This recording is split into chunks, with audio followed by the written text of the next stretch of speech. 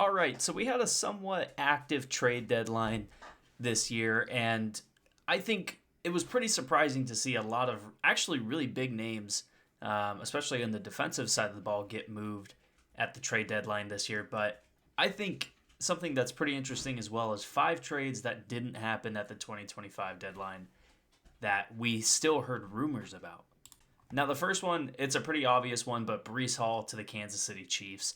This was a deal that I think a lot of people were expecting to hear within the last couple of hours of the trade deadline, and it just never happened. You saw rumors that Brees Hall just wanted out from the New York Jets as a whole, and it just seemed like a perfect fit in terms of a team that really needs a running back and a guy who's been a good running back for a long time now, but just on a poor team.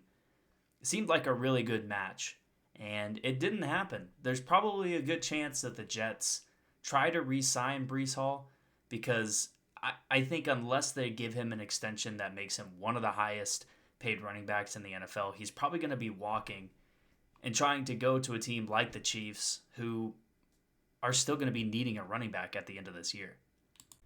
A guy who ended up getting traded was Jalen Phillips to the Philadelphia Eagles, but there was another team that he was rumored to, and that was the Indianapolis Colts. I think you imagine putting him on that defense after they get Sauce Gardner.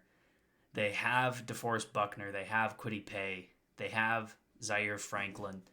They have a lot of playmakers at every level of their defense.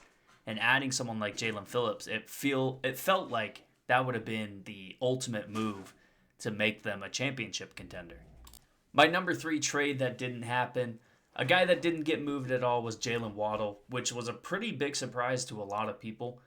And one team that was rumored somewhat late, even from their own head coach, it didn't seem like there was much to go off of, but it was Jalen Waddle to the Denver Broncos.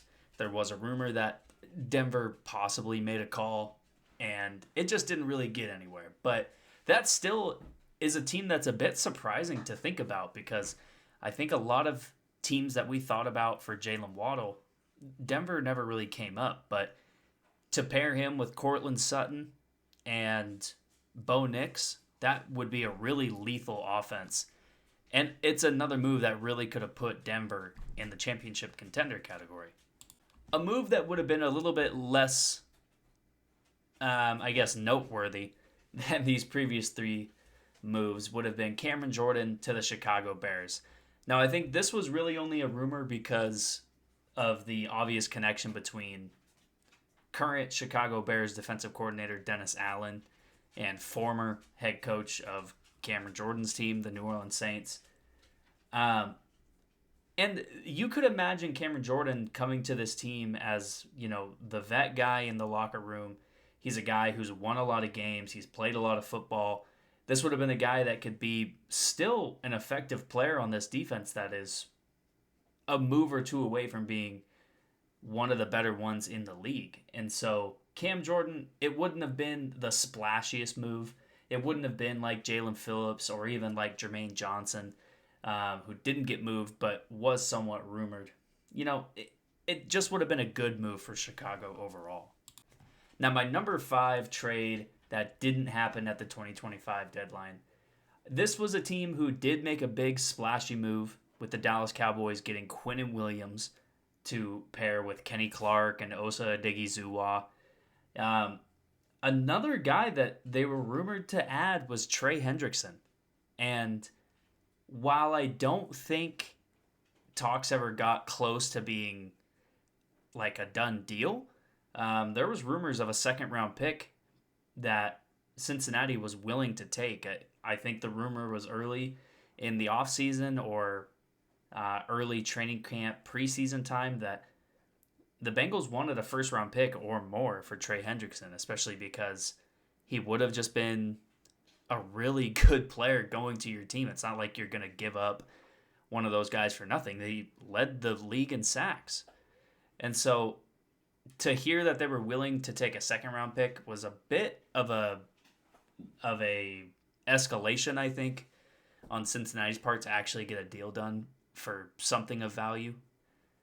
And Dallas would have been like an incredible team for Hendrickson to go to. Like I said, you pair him with Kenny Clark and Osa Odigizua. You get an elite little trio there. And then you also have Quinn Williams. Like, you are making an incredible front four when just 2 weeks ago it looked like the defense was going to be the reason this team makes zero noise, doesn't win any playoff games, doesn't even get to the playoffs. But now with this defense a little bit better than it was a week ago, they still have a chance to get to the playoffs. But adding Trey Hendrickson, that would have taken it a bit over the top, I think.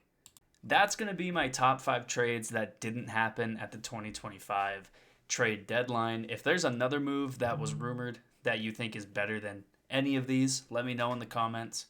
Make sure you like the video and subscribe, and I'll see you in the next video.